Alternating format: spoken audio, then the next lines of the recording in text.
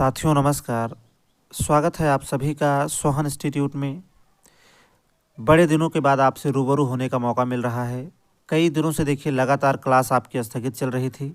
आज हिंदी की महत्वपूर्ण प्रैक्टिस को लेकर उपस्थित हैं। आइए देर न करते हुए सेशन की शुरुआत करेंगे।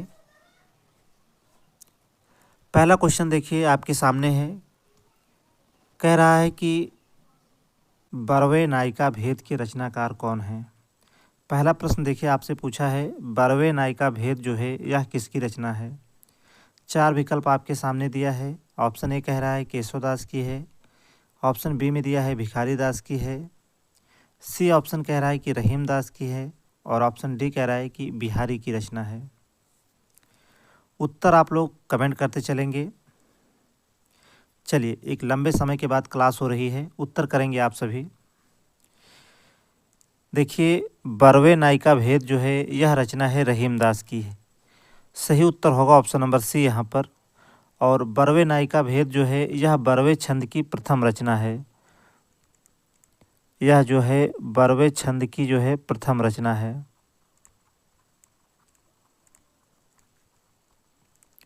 और देखिए, बरवे छंद का जनक देखिए कहा जाता है रहीम दास को। जबकि देखिए यह जो है अवधि का निजी छंद भी है। उत्तर आपका राइट होगा ऑप्शन नंबर सी यहाँ पर। बरवे नायिका भेद के रचनाकार हैं रहीम दास। और देखिए रहीम दास की जो प्रमुख रचनाएं हैं, देखिए जैसे मदनाष्टक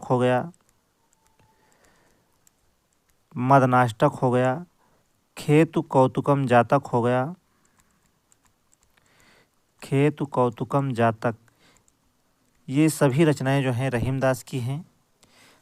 प्रश्न आपसे पूछा था बरवे नायिका भेद के रचनाकार कौन है, तो इसका सही उत्तर हो जाएगा ऑप्शन नंबर सी यहाँ पर।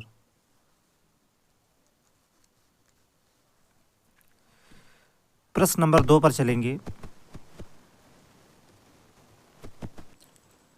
छीत स्वामी किस धारा के कवि हैं। दूसरा प्रश्न आपसे पूछा है, छीत स्वामी किस धारा के कवि हैं। विकल्प में दिया है राम भक्त धारा के। बी ऑप्शन कह रहा है अष्टछाप धारा के। ऑप्शन सी में दिया है प्रेम मार्गी धारा के। और ऑप्शन डी में दिया है निर्गुण मार्गी धारा के। उत्तर करेंगे आप सभी।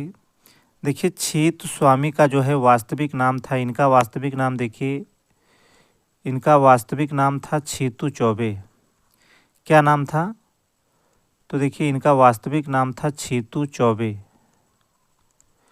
आपको बता दें कि ये मथुरा के सबसे प्रसिद्ध गुंडों में से एक थे। बाद में जो है ये विट्ठलनाथ के शिष्य बने। और विट्ठलनाथ कौन थे? तो विट्ठलनाथ देखिए वल्लभाचार्य के पुत्र थे। और विट्ठलनाथ ने ही जो है अष्टछाप की स्थापना की थी। देखिए, प्रश्न परीक्षा में कई बार पूछा है कि अष्टछाप की स्थापना किसने की। तो देखिए अष्टछाप की स्थापना की विट्ठलनाथ ने। और देखिए अष्टछाप के कवियों में 4 शिष्य विट्ठलनाथ के आते हैं और 4 शिष्य जो है वल्लभाचार्य के आते हैं। प्रश्न आपसे पूछा था छीत स्वामी किस धारा के कवि हैं, तो उत्तर आपको मिल गया होगा अष्टछाप धारा के। सही उत्तर होगा ऑप्शन नंबर बी यहाँ पर।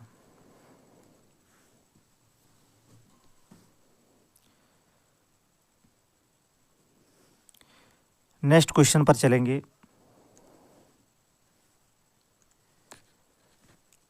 प्रश्न नंबर 3 देखिए बिल्कुल आपकी स्क्रीन पर है, उत्तर करेंगे आप सभी।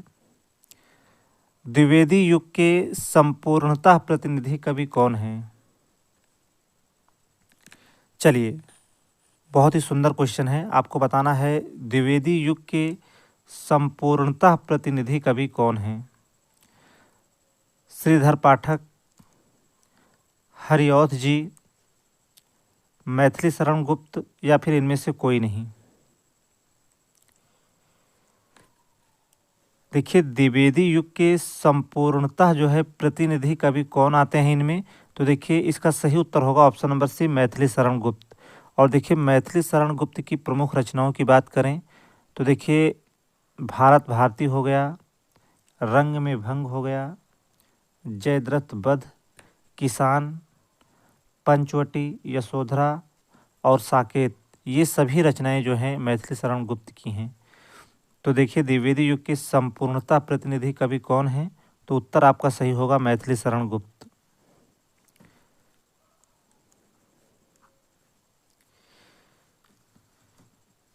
प्रश्न नंबर 4 के क्रम में आगे बढ़ेंगे। चौथा क्वेश्चन देखिए आपकी स्क्रीन पर है, पूछा है संपत्ति शास्त्र के लेखक कौन हैं? चलिए आपको उत्तर करना है, संपत्ति शास्त्र के लेखक कौन हैं? श्रीधर पाठक, महावीर प्रसाद द्विवेदी, आचार्य रामचंद्र शुक्ल या फिर इनमें से कोई नहीं। देखिए संपत्ति शास्त्र के लेखक हैं महावीर प्रसाद द्विवेदी। सही उत्तर होगा ऑप्शन नंबर बी यहाँ पर। और देखिए संपत्ति शास्त्र जो है यह एक निबंध है। देखिए यह जो है निबंध है।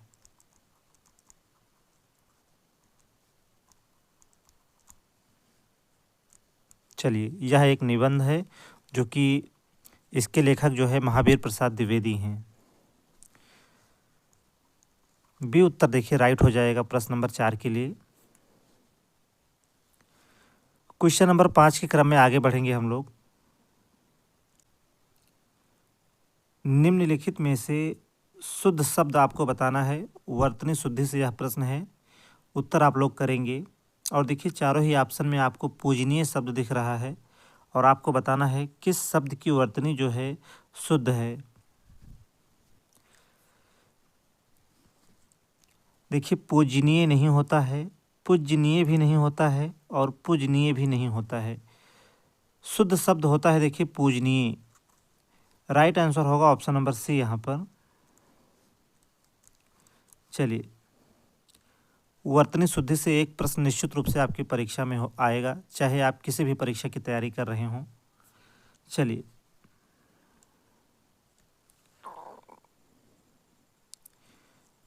गोबर प्रेमचंद के किस उपन्यास का पात्र है? चलिए बेहतरीन क्वेश्चन है। गोबर प्रेमचंद के किस उपन्यास का पात्र है? प्रेमाश्रम का, गबन का, निर्मला का या फिर गोदान का? देखिए गोबर गोदान उपन्यास का मुख्य पात्र है। गोबर जो है गोदान उपन्यास का मुख्य पात्र है, जो कि झूरी महतो का जो है यह पुत्र है। और देखिए झुनिया इसकी लड़की का नाम है और धनिया इसकी पत्नी का नाम है। आपको बता दें कि गोदान को जो है कृषक जीवन का महाकाव्य कहा जाता है। देखिए नोट कर लेंगे, गोदान को कृषक जीवन का महाकाव्य कहा जाता है।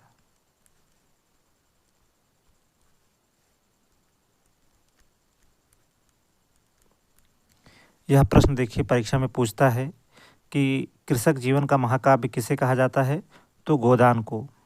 डी करेक्ट आंसर हो जाएगा यहाँ पर। नेक्स्ट क्वेश्चन देखेंगे।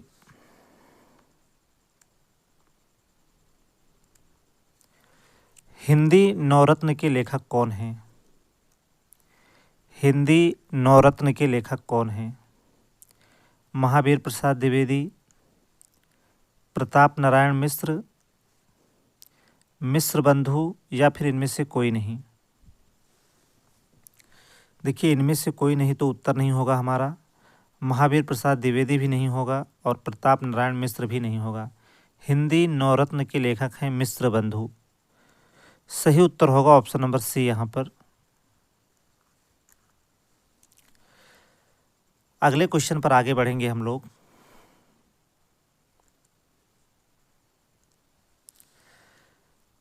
सरदार पूर्ण सिंह किसके लिए विख्यात हैं? चलिए उत्तर करेंगे आप सभी। सरदार पूर्ण सिंह किसके लिए विख्यात हैं? कवि के रूप में, निबंधकार के रूप में, नाटककार के रूप में या फिर व्यंग्यकार के रूप में?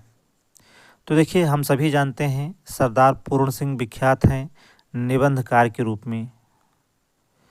राइट आंसर होगा ऑप्शन नंबर बी। और देखिए आचरण की सभ्यता इनका निबंध संग्रह है। आचरण की सभ्यता। और देखिए ये प्रश्न कई बार जो है रिपीट होता रहा है। चलिए, आचरण की सभ्यता जो है इनका निबंध संग्रह है। और सरदार पूर्ण सिंह किसके लिए विख्यात हैं? तो निबंधकार के रूप में। चलिए, बी उत्तर सही होगा। क्वेश्चन नंबर 9 पर आ जाते हैं। अर्ध कथानक है, जीवनी है। चलिए, आपसे पूछा है अर्ध कथानक क्या है? क्या यह जीवनी है, आत्मकथा है, संस्मरण है या फिर रिपोर्टाज है? देखिए, आप सभी को पता होना चाहिए कि अर्ध कथानक जो है हिंदी की पहली आत्मकथा है। देखिए, ये जो है हिंदी की पहली आत्मकथा है।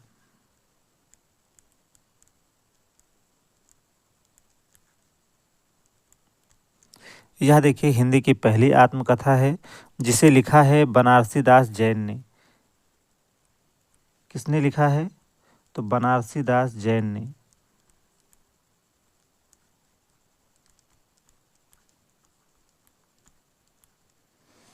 चलिए, 1641 में।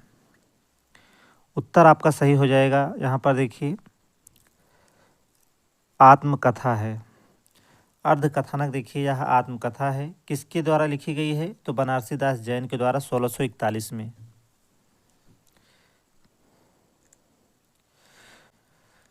आइए क्वेश्चन नंबर 10 पर चलेंगे।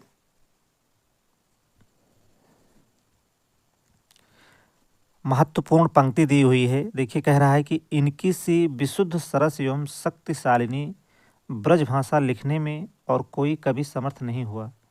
आचार्य शुक्ल ने किस कवि के बारे में यह टिप्पणी की है? चलिए, थोड़ा सा कठिन क्वेश्चन है आपके लिए। कह रहा है कि इनकी सी विशुद्ध सरस एवं शक्तिशालिनी ब्रजभाषा लिखने में और कोई कवि समर्थ नहीं हुआ। आचार्य रामचंद्र शुक्ल ने किस कवि के बारे में जो है यह टिप्पणी की है? चलिए, देव के बारे में, ठाकुर के बारे में, घनानंद के बारे में या फिर इनमें से कोई नहीं। तो देखिए आचार्य रामचंद्र शुक्ल ने किस कवि के बारे में यह टिप्पणी की है? तो देखिए घनानंद के बारे में। उत्तर आपका सही होगा ऑप्शन नंबर सी यहाँ पर। चलिए, अगर आप टीजीटी की भी तैयारी कर रहे हैं तो देखिए यह क्लास आपके लिए अत्यंत महत्वपूर्ण है। आप हालांकि इसे जो है किसी भी जो है एग्ज़ाम के लिए देख सकते हैं। हिंदी देखिए कॉमन रूप से सभी परीक्षाओं में पूछा जाता है और सिलेबस देखिए एक जैसा रहता है। क्वेश्चन नंबर 11 देखिए आपकी स्क्रीन पर है। यहाँ भी देखिए महत्वपूर्ण पंक्ति दी हुई है, आपको बताना है। पंक्ति देखिए क्या है? सीख लीनो मीन मृग खंजन कमल नयन, सीख लीनो जस और प्रताप को कहानो है। यह पंक्तियाँ किस कवि की है? चलिए, इस पंक्ति को दोबारा पढ़ना चाहेंगे। कह रहा है कि देखिए सीख लीनो मीन मृग खंजन कमल नयन, सीख लीनो जस और प्रताप को कहानो है। यह पंक्ति किस कवि की है आपको बताना है। ठाकुर की है, कि घनानंद की है, कि द्विजदेव की है या फिर मतीराम की है?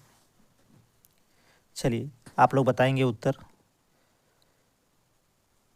देखिए यह महत्वपूर्ण पंक्ति है ठाकुर की। उत्तर आपका सही होना चाहिए ऑप्शन नंबर ए यहाँ पर। और देखिए इनकी रचनाओं की बात करें तो देखिए ठाकुर ठसक, ठाकुर ठसक और ठाकुर दशक। चलिए, ये दोनों बहुत पूछी जाती हैं। अगले सवाल पर चलेंगे हम लोग।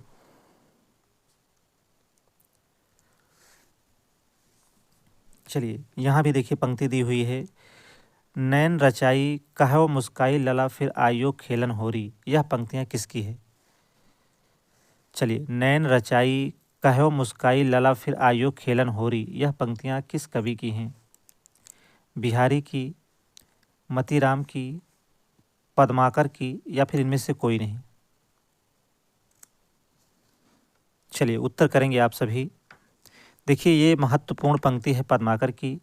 उत्तर आपका राइट होगा ऑप्शन नंबर सी यहाँ पर। देखिए जितने भी प्रश्न लिए गए हैं आपकी परीक्षा की दृष्टि से सभी प्रश्न बहुत ही महत्वपूर्ण हैं, इसलिए आप लोग सेशन में बने रहें और ज़्यादा से ज़्यादा क्लास को अपने दोस्तों में ज़रूर शेयर करें। आइए अगला क्वेश्चन देखते हैं।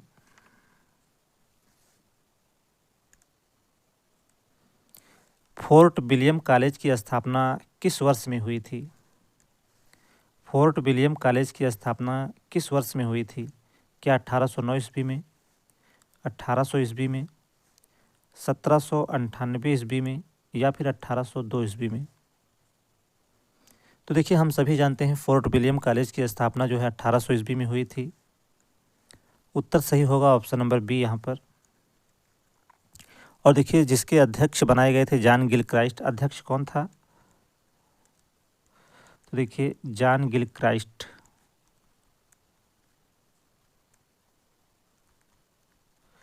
John Gilchrist. और हिंदी भाषा मुंशी के पद पर कौन था? तो लल्लू लाल और सदल मिश्र। हिंदी भाषा मुंशी के पद पर कौन था? तो देखिए हिंदी भाषा मुंशी के पद पर कौन था? तो लल्लू लाल और सदल मिश्र।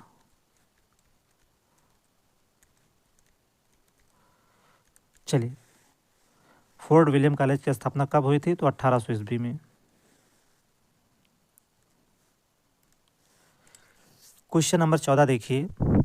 भाषा योग वासिष्ठ के लेखक कौन हैं? भाषा योग वासिष्ठ के लेखक कौन हैं? राम प्रसाद बिस्मिल, रमाशंकर वाजपेयी, राम प्रसाद निरंजनी या फिर इनमें से कोई नहीं?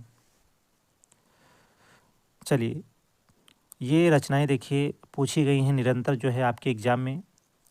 भाषा योग वासिष्ठ, इसके लेखक देखिए राम प्रसाद निरंजनी हैं। प्रश्न नंबर 14 के लिए देखिए ऑप्शन सी यहाँ पर राइट आंसर होगा।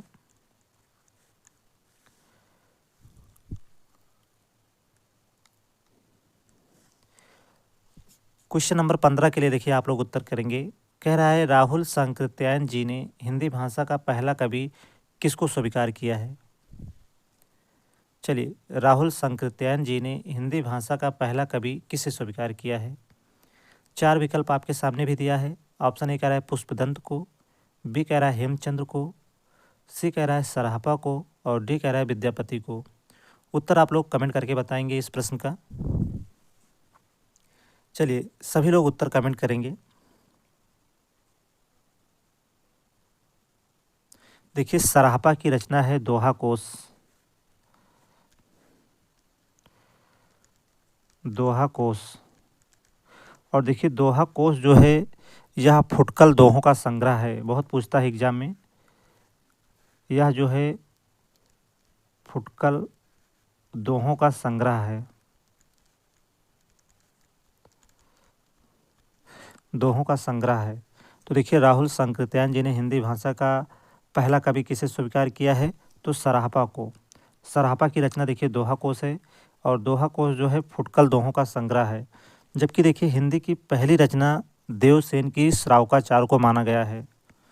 देखिए ध्यान रहे राहुल सांकृत्यायन जी ने हिंदी भाषा का पहला कवि स्वीकार किया है सराहपा को। सराहपा की रचना है दोहा कोश जो कि फुटकल दोहों का संग्रह है। इसके अलावा हिंदी की पहली रचना जो है देवसेन की श्रावकाचार को माना गया है।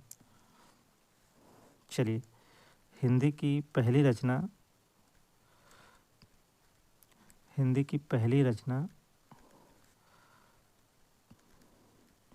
देवसेन की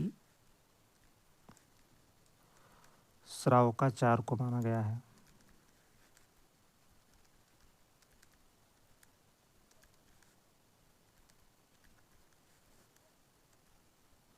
चलिए तो राहुल सांकृत्यायन जी ने हिंदी भाषा का पहला कवि किसे स्वीकार किया है? तो सराहपा को। सराहपा की रचना देखिए दोहा कोश है जो कि फुटकल दोहों का संग्रह है। और हिंदी की पहली रचना अगर आपसे पूछता है तो देवसेन की श्रावकाचार होगा। और देखिए आज का अंतिम क्वेश्चन था। सेशन कैसा रहा आप लोग कमेंट करके ज़रूर बताएं और क्लास को देखिए आप लोग ज़्यादा से ज़्यादा शेयर करें। बड़े लंबे समय बाद आज क्लास हुई। चलिए, क्लास कैसी रही आप लोग कमेंट करके ज़रूर बताएं। आज के लिए सिर्फ इतना ही। क्लास में लगातार बने रहने के लिए आप सभी मित्रों का बहुत बहुत धन्यवाद।